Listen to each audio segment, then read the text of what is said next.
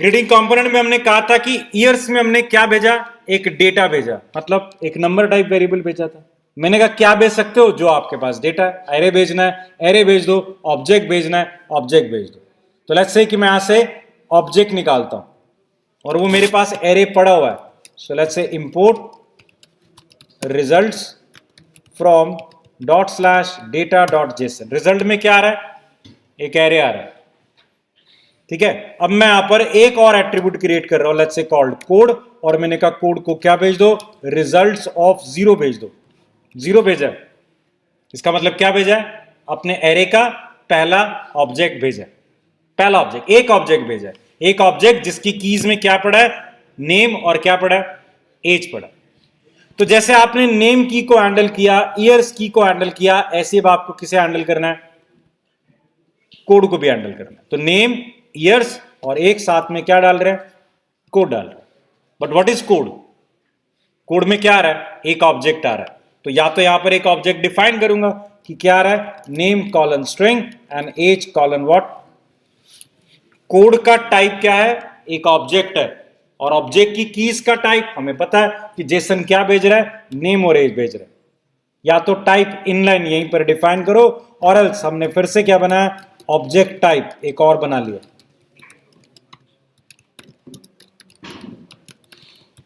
ताकि मुझे यहां पर बार बार ऐसे ऑब्जेक्ट्स को यूज करना हो तो मैं सीधा क्या लिखूंगा, इट इज ऑब्जेक्ट टाइप की वैल्यू आ रही। सो अब आपका ग्रीटिंग प्रॉप्स क्या रिसीव कर रहा है, नेम, ईयर्स एंड कोड, जिसका टाइप क्या है, ऑब्जेक्ट टाइप। एक सिंगल ऑब्जेक्ट आ रहा है, इसलिए आपने क्या लगाया, प्रॉप्स, प्रॉप्स डॉट, आपने क्या दिया, कोड डॉट क्या था, नेम था। प्रॉप्स के पास कोड है, एक ऑब्जेक्ट, और ऑब्जेक्ट के पास एक की है कॉल्ड नेम, वो आपने दे दी।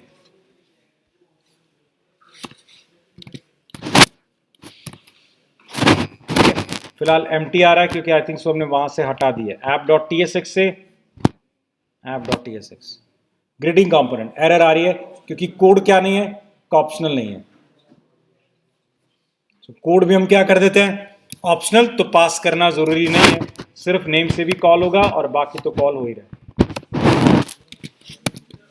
सेव कर लेते हैं एक बारी सारी फाइल्स को।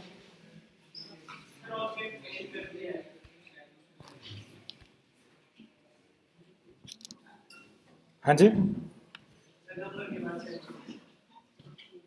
यहाँ गड़बड़ी है। अच्छा,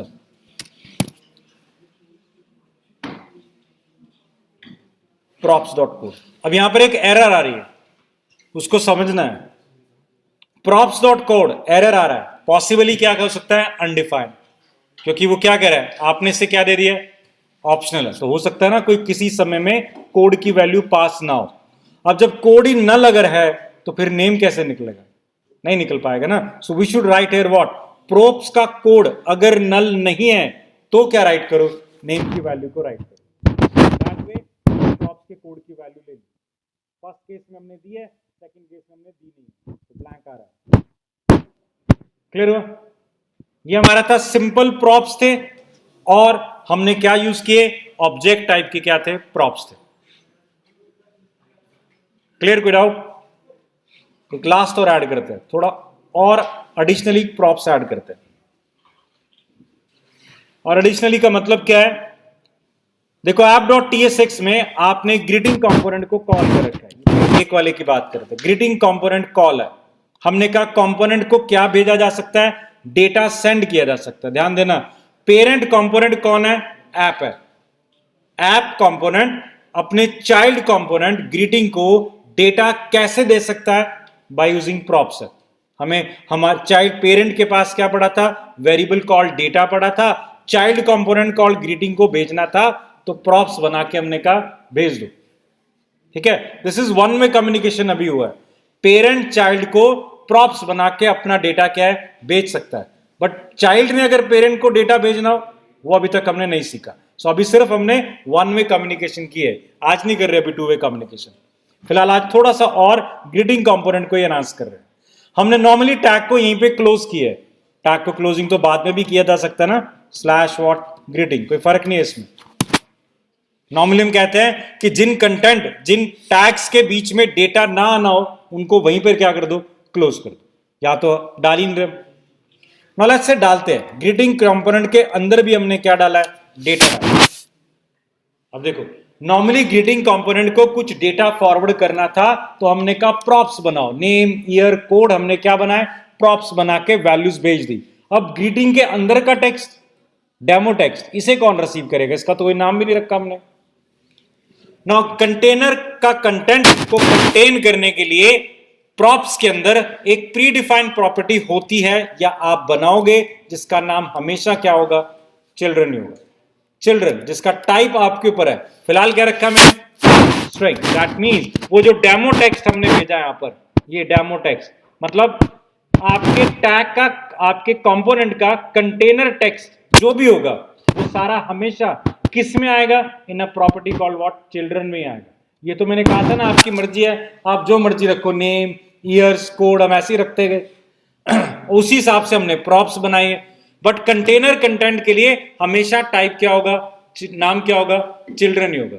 टाइप आप क्या लिख रहे हो उसके ऊपर डिपेंड करेगा। आप यहां चेक कर सकते हो कि लेट्स से पैराग्राफ के अंदर या यहीं पर ही मैंने किसे प्रिंट कर दिया, प्रॉप्स डॉट चिल्ड्रन को प्रिंट कर रहा हूं। दैट व्हाट, द डेमो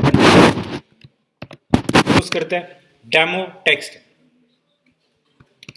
नाम चिल्ड्रन ही होगा बट टाइप तो आपके ऊपर डिपेंड करता है कि आप क्या भेज रहे हो। लेट्स से डेमो टेक्स्ट के अंदर, मतलब ग्रीटिंग के अंदर मैंने क्या यूज कर लिया है, वो टाइप वाला हमने कंपोनेंट बनाया था ना, उसको कॉल कर दिया।